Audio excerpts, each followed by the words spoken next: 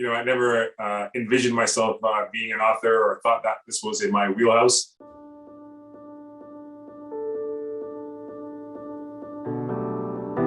I've done a number of speaking engagements in the past, and some people would approach me and say, "Hey, Steve, you know what? Maybe you should write a book." And I'd be like, "Yeah, for sure."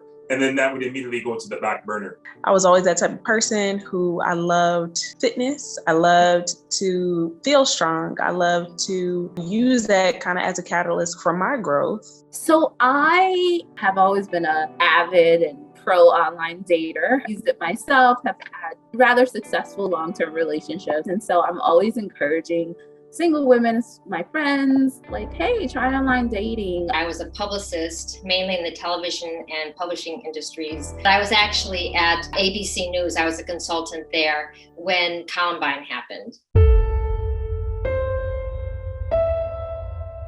That was in 1999. I was so shocked that I said to my son, I said, "Peter, what is going on?" And he said, those boys must have been bullied. We now know that it was not an issue of bullying, that it was an issue of mental health. But then when I asked Peter, and actually when I asked all of his friends, they all said the exact same thing. Came across an article. It was an article that was produced by OkCupid. OkCupid is a leading dating app where they reported that men on their site rated Black women less attractive than other races and ethnicities. Mm-hmm. And that was all I needed to say, I'm going to start a dating app. Becoming pregnant and then going through the process of having to regain strength, was a very, very interesting transition for me. As I got certified as a coach, I was like, okay, let me go to the best personal training, institution that I know of. And let me tell you, there was one paragraph of information in my textbook about helping postpartum women. Actually, it was about helping prenatal women, and there was nothing else. Mm-hmm. And so for me, that was just like a real turning point moment. We have to do something about this. We all could benefit from a first dose and a second dose and even a booster shot of hope and inspiration.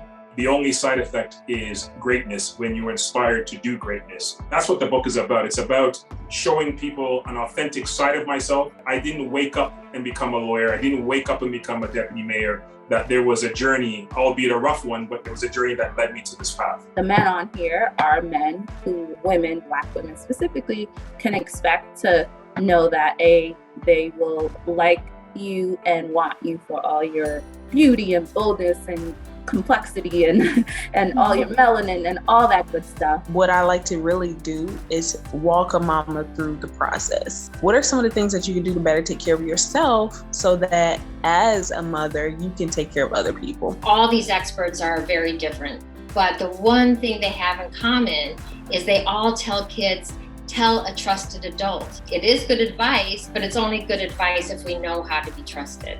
And I thought that might be my role. If we are telling children that this is your big hope, we need to be prepared for it.